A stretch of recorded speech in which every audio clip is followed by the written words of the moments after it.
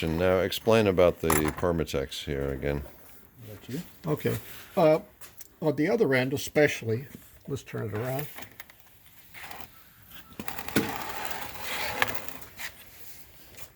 The shaft is below the oil level, which is about here, and this is a slip fit for the shaft. So, and you can see where the gasket ends right here.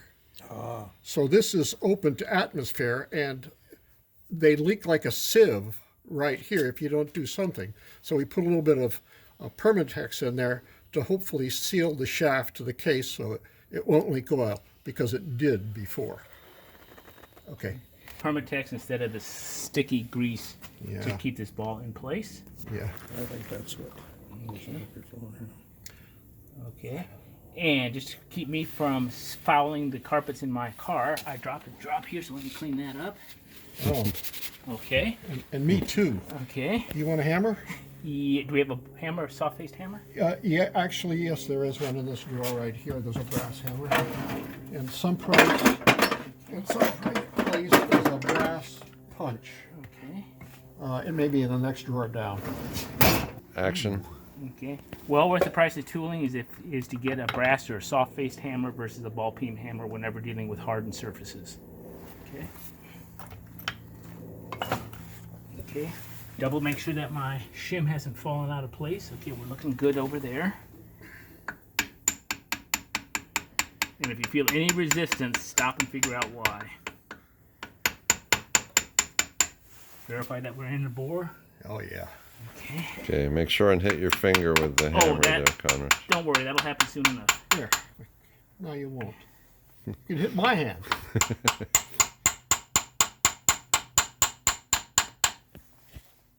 Always double check. And that means that ball doesn't work.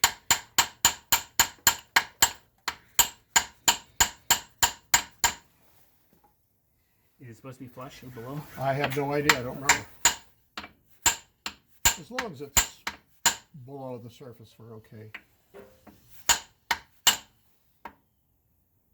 Flush there. I'm going to try to center it with the other bore.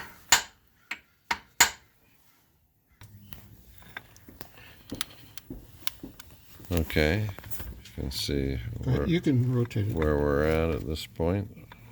Everything seems to be in place and free and rotating nicely. Action. What are Okay. you up to now, Don? Okay, this is the main output shaft, and let me orient it relative to the transmission. It goes this way. This is the second gear idler. It spins on this shaft all of the time, and the only time that comes into play is when this slider with the dogs. Okay, stop. All right. And we Action. can actually, okay, this is the second gear slider, and this is the synchronizing drum. Okay, this has got a taper on the inside, and as this comes in, these will engage that and start to spin this and push it toward here, and as it pushes toward the cone that's on the second gear, or for that matter, high two, that taper locks the gear, and that causes the gear to spin and match the speed of this with this. So this is turning all of the time, and you can see what happens if you miss a shift. Well, now I can't even do it. So that would be a missed shift. I hear that. And then once it goes all the way in, then you're locked. This is the first and reverse gear, and this ring goes toward the front of the transmission, and there's no particular orientation there, and that's it. That's all there is for this part of the assembly. Let me do something here. Right, Put okay, action. Main shaft in the transmission, we'll have to orient that ring forward. So we'll put that in there.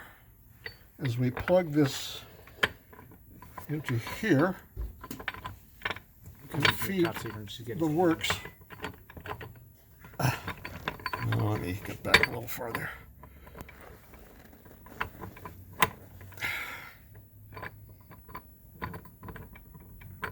Okay, stop, Neil. So Okay, action.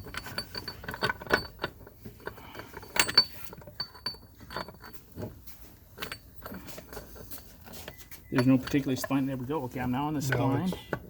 Okay, coming forward. it's happy with everything. Okay, so I've now got the first gear reversed, engaged with the idler shaft on the bottom, and now I'm going to try to align the input bearing here between the output shaft and the input shaft. There's a set of needle bearings there that I do not want to destroy or damage as I'm bringing the two shafts together. Beautiful, beautiful. Oh, doesn't that look like it was made for each other? Okay.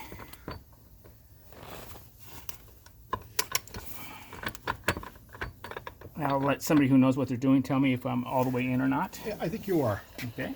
because the bearing sits right here. Yeah, well, you've got it in gear, so you're fighting everything. Yeah. Oh, and so the problem was you had it in second and high both. Oh well, we don't need that. Okay, so we're done with that. Action. My Explain spells are- what you were All right, doing here. okay. So we've lubed the bearing, so we can press it into it's a slip fit into the housing. Yeah. And so we'll just rock it in. As I say, just mine. You might have to tap it. Okay. Tap it in with maybe that brass punch. Next one over. You know what? That punch looks like crap. I should machine the tip of that. Oh, that's even better with a little fiber number. Always try, when dealing with bearings, trying not to go through the rolling elements. Yeah. Okay. All right, action.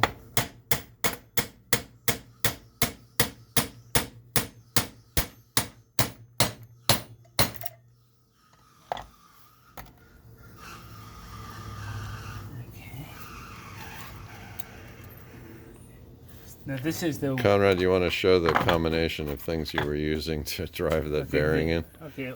Well, this is just the uniqueness of this particular shop. But you want to use a mandrel and drive on the outside race, not on the inside race.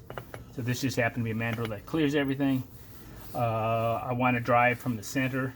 Since this has a hole, I had to put a thing on top here so that when I hit this with the hammer, I'm putting force evenly on the whole thing. Okay.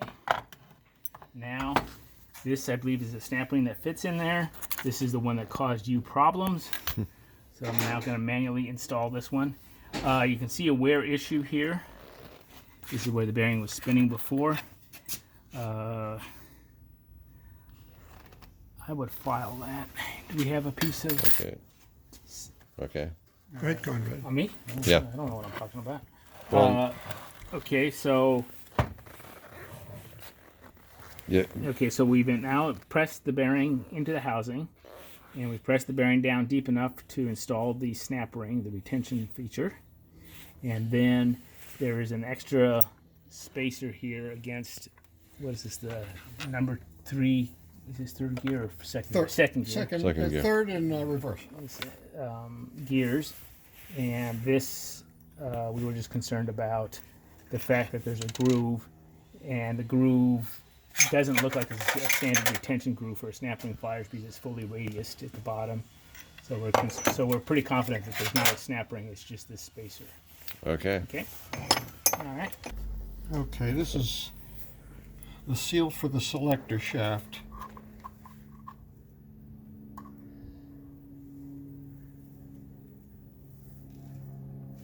And what are you putting in there, Don? Oh, protect sealant. Shit. Oops. Please. Yes. No bad language in the video. Excuse me.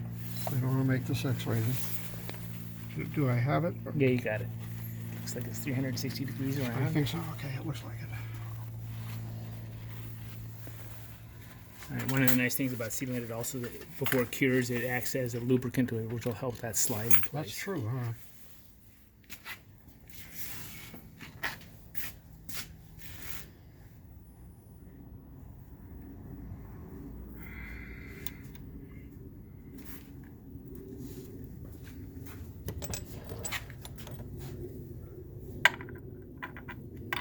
That looks like a special tool, doesn't it? Yeah. Okay. I don't like it though.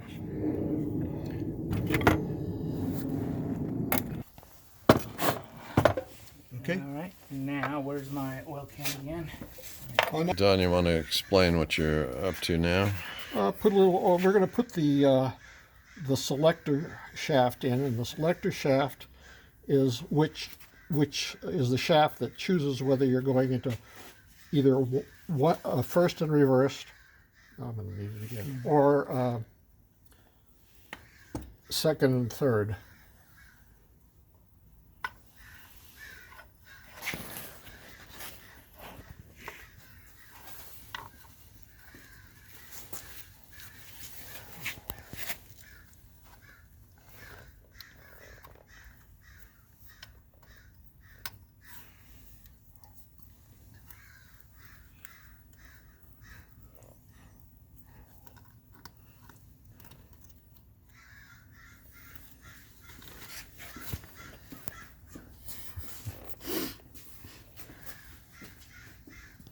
I don't like pushing that past the seal like that, but there's no alternative.